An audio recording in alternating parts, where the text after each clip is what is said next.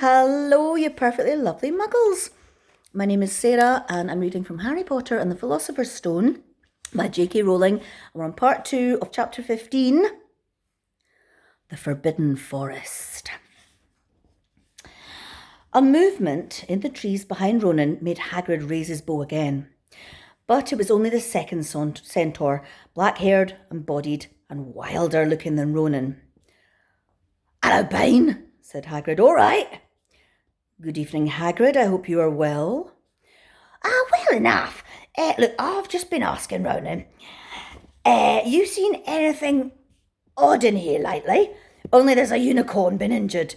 Would you know anything about it?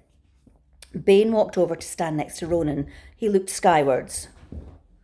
"Mars is bright tonight," he said simply. "Yeah, we've heard," said Hagrid grumpily. "Well, if either you do see anything, let me know, won't you? We'll be off then."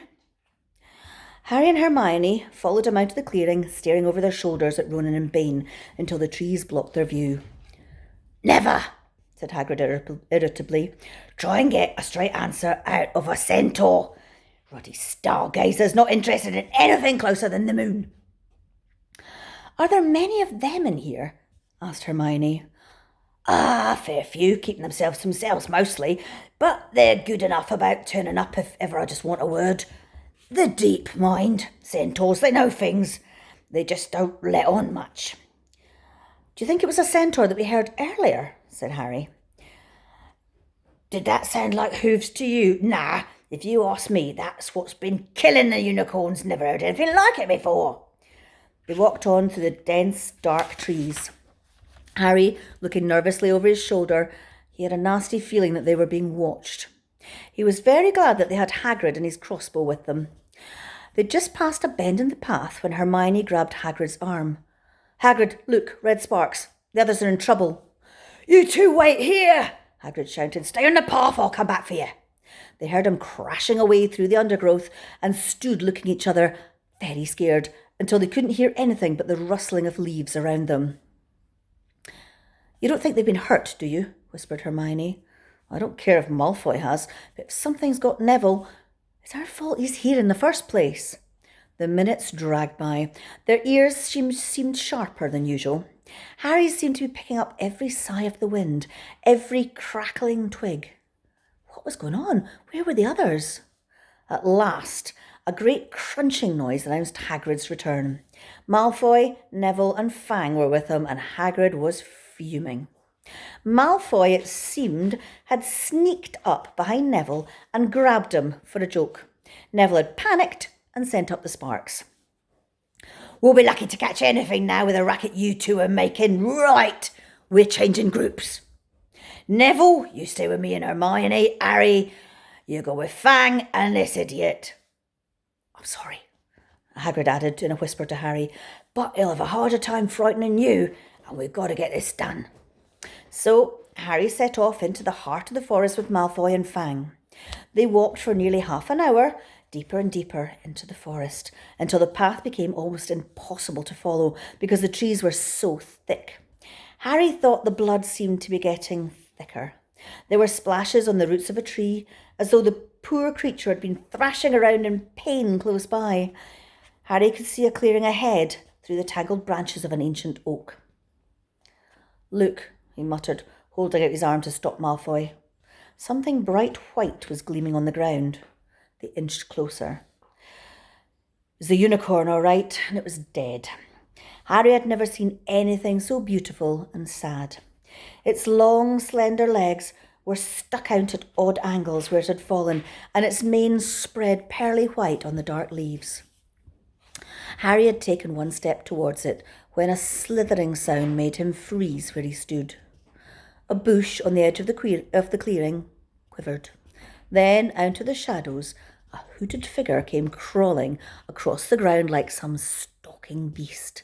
Harry, Malfoy and Fang stood transfixed.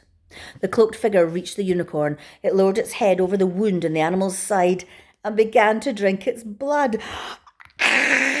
Malfoy let out a terrible scream and bolted. So did Fang. The hooded figure raised its head and looked right at Harry. Unicorn blood was dripping down its front. It got to its feet and came swiftly towards him. He couldn't move for fear. Then a pain pierced his head like he had never felt before. It was as though his scar was on fire. Half blinded, he staggered backwards. He heard hooves behind him, galloping, and something jumped clean over him, charging at the figure. The pain in Harry's head was so bad he fell to his knees. It took a minute or two for it to pass. When he looked up, the figure was gone. A centaur was standing over him, not Ronan or Bane. This one looked younger. He had white blonde hair and a palomino body. "Are you all right?" said the centaur, pulling Harry to his feet. "Yes, thank you. What was that?" The centaur didn't answer. He had astonishingly blue eyes, like pale sapphires. He looked carefully at Harry, his eyes lingering on the scar which stood out, livid on Harry's forehead. "You are the Potter boy," he said. "You'd better get back to Hagrid. The forest is not safe at this time, especially for you. Can you ride? It'll be quicker this way. My name is Firenze," he added, as he lowered himself onto his front legs so that Harry could clamber onto his back. Then, suddenly, a sound of more galloping from other sides of the clearing. Ronan and Bane came bursting through the trees, their flanks heavy and sweating. "Firenze!" Bane thundered. "What are you doing? You have a human on your back.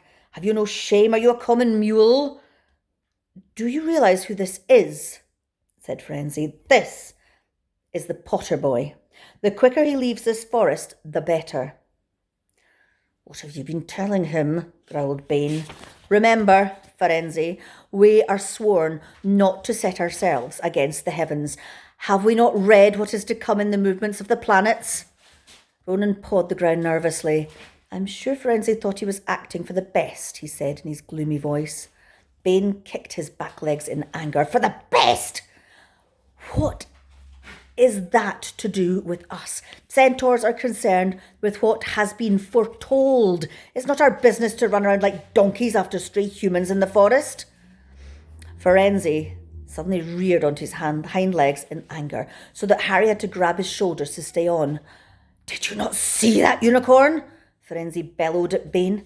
"Do you not understand why it was killed? Or have the planets not let you in on that secret? I set myself against what is lurking in this forest, Bane. Yes, with humans alongside me, if I must." And Firenze whisked around, with Harry clutching on as best he could. They plunged off into the trees, leaving Ronan and Bane behind them. Harry didn't have a clue what was going on. "Why is Bane so angry?" he asked. "What was that thing you saved me from anyway?" Firenze slowed to a walk, warned Harry to keep his head bowed in case of low-hanging branches, but did not answer Harry's question. They made their way through the trees in silence, for so long that Harry thought that Firenze didn't want to talk to him anymore. They were passing through a particularly dense patch of trees, however, when Firenze suddenly stopped. "Harry Potter, do you know what unicorn blood is used for?" "No," said Harry, startled by the odd question. "We've only used the horn and the tail in potions."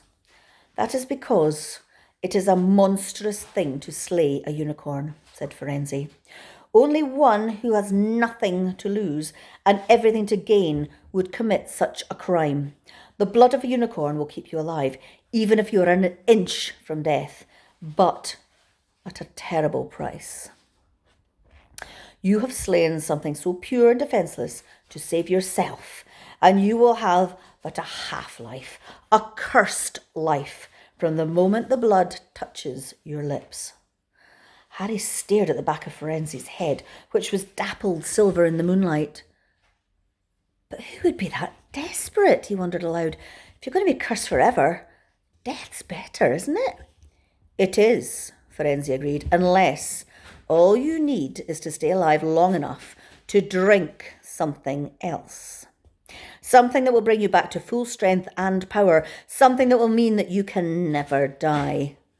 Mr. Potter, do you know what is hidden in the school this very moment?" "The Philosopher's Stone, of course. The elixir of life.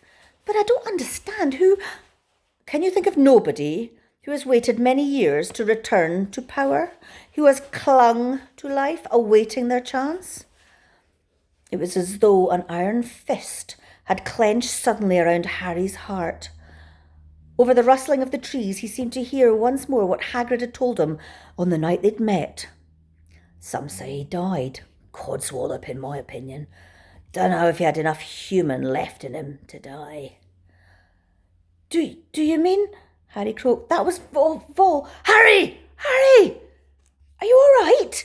Hermione was running towards him down the path, Hagrid puffing along behind her. I'm fine, said Harry, hardly knowing what he was saying. The unicorn's dead. Hagrid, it's in that clearing back there. This is where I leave you, Firenze muttered as Hagrid hurried off to examine the unicorn. You're safe now. Harry slid off his back. Good luck, Harry Potter, said Firenze. The planets have read wrongly before now, even by centaurs. I hope that this is one of the times. He turned and cantered back into the depth of the forest, leaving Harry shivering behind him.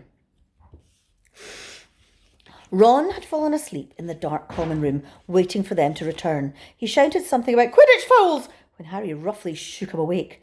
In a matter of seconds, though, he was wide-eyed as Harry began to tell him and Hermione what had happened in the forest.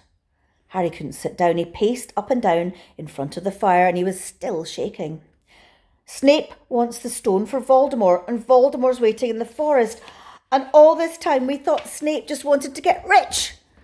Stop saying that name, said Ron in a terrified whisper, as if he thought Voldemort could hear them. Harry wasn't listening. Firenze saved me, but he shouldn't have done.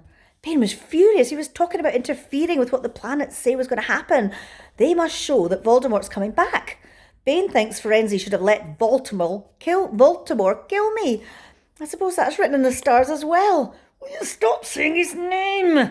Ron hissed.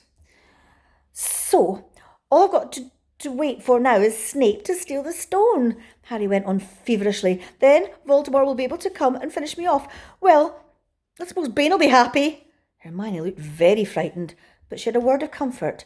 Harry, everyone says Dumbledore is the only one you-know-who is ever afraid of. With Dumbledore around, you-know-who won't touch you. Anyway, who says the centaurs are right? It sounds like fortune-telling to me. And Professor McGonagall says that it's a very imprecise branch of magic. The skies had turned light before they stopped talking. They went to bed exhausted, their throats sore, but the night's surprises weren't over. When Harry pulled back his sheets, he found his invisibility cloak folded neatly underneath it. There was a note pinned to it. Just in case. Oh my goodness, Voldemort! Heavens to Murgatroyd! Anyway, I'll be reading the next chapter, chapter 16. But keep on washing your hands, guys. It's really, really important. Before bed, clean your teeth. And then you can snuggle yourself in, pull your blankets right up, and give yourself the biggest cuddle ever.